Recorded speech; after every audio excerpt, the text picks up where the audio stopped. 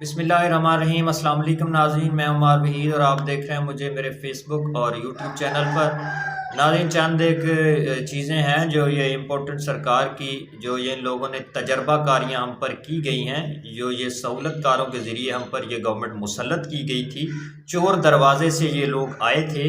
रात 11 बजे इन लोगों ने आकर हमारा जो है हमारे मुल्क पर ये डाका डाला, कब्ज़ा किया और फिर इन लोगों ने अपनी तजर्बाकारियाँ शुरू कर दी।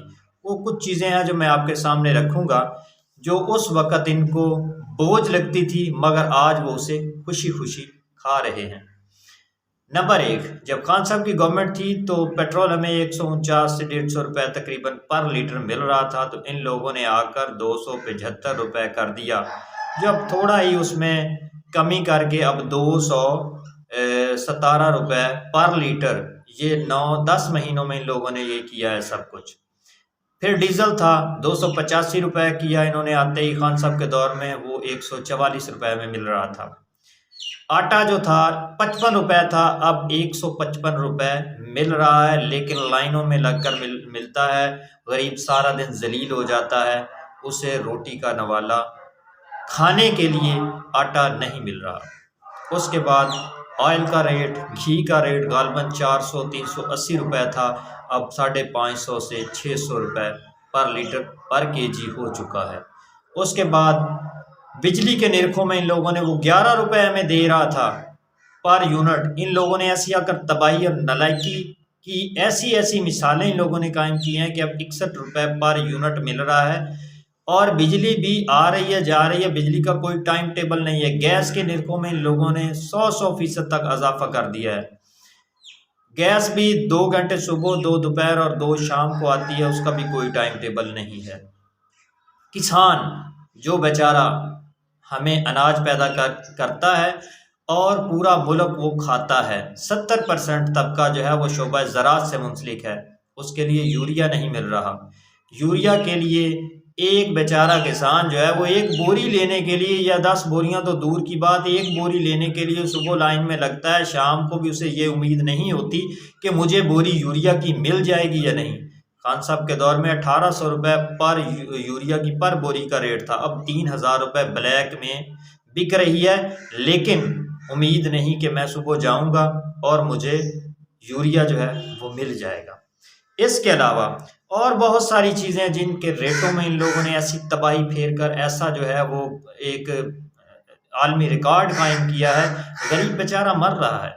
इन लोगों को इससे क्या सरोकार कि किसान की ज़िंदगी कैसी होती है। किसान बेचारा सुबह उठता है गर्मियों में, तपती धूप में और सर्दियों की ठठरती रातों में, सर्दी में वो जो किसान है वो अनाज पैदा करने के लिए वो पानी लगाता है, फसल की परवरिश करता है।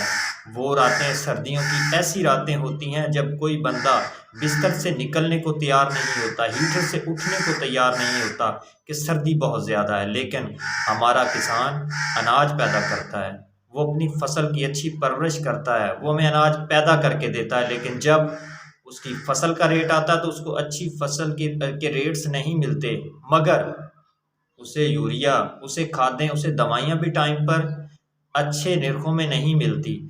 लाइनों में लगकर उस बेचारे को जलील होना पड़ता है और फिर वो हमें अनाज पैदा करके देता है। अगर किसान अनाज पैदा ना करके दे तो हमारा मुल्क कैसे खाएगा? हमारा मुल्क अनाज, गंदम या आटा, रोटी कैसे पैदा करेगा जब एक किसान के लिए इतना सब कुछ नहीं होगा। अब आ जाएं गरीब पर। एक गरीब बंदा 700 रुपये मजदूरी करता है, शाम को जाता है वो 155 रुपये आटा खरीदेगा, 600 रुपये का वो घी या ऑयल लेगा, फिर दूसरी ज़रूरियात ज़िंदगी भी उसकी हैं, उसने भी जीना है, मगर उस पर बेतहाशा बोझ डाला जा रहा है। गरीब पिस रहा है, गरीब मर रहा है, गरीब के लिए कोई आवाज़ नहीं उठा रहा। हमारा जो ये निज़ाम है ये बिल्कुल बैठ चुका है। ये जरदारी माफिया, ये शरीफ ख़ानदान, इन लोगों ने आकर गरीब को मज़ीद और गरीब तर कर दिया है। ये लोग अमीर हैं, अमीर से अमीर तरीन होते जा रहे हैं। मुल्क में रोटी खाने के लिए आटा नहीं मिल रहा गरीब को। ये लोग 165 गाड़ियाँ बाहर से इंपोर्ट मर्सिडीज गाड़ियां बाहर से इंपोर्ट करने जा रहे हैं। क्यों? कि इनके शाहाना प्रोटोकॉल में कमी ना आए। मुल्क मरता है, गरीब मुल्क का मर जाए, इनको उससे कोई सरोकार नहीं, मगर इनके शाहाना प्रोटोकॉल में किसी किस्म की गुस्ताखी बर्दाश्त नहीं होगी। मैं तो चाहता हूँ कि इन जरदारी और शरीफ ख़ानदानों को जिस तरह इनके केसेस में बरी किया है, इनको एक क्लीन चिट दे दी है, इनकी सातों पुश्तों तक हमारे इदारे क्यों नहीं लिख कर दे देते कि आपकी आने वाली नस्लें भी कोई जुर्म करें, कोई पैसा चोरी करें, मुल्क में डाका डालें, उनके लिए सज़ा और जज़ा बिल्कुल ख़त्म कर दी है। क्यों नहीं ये सब कुछ हो जाता? क्यों सब कुछ गरीब पर ही होता है? एक मुर्गी चोर, एक कबूतर चोर, एक साइकिल चोर, एक भैंस चोर तो कई कई सालों तक बेचारा जेलों में सड़ता पड़ता रहता है, उससे कोई पूछने वाला नहीं है। वो सिर्फ क्या, उसने अपने पेट की खातिर चोरी की, लेकिन उसे जेल में डाल दिया। लेकिन ये जो बड़े बड़े चोर डाकू मुल्क को लूट कर फरार हो जाते हैं, इनके दो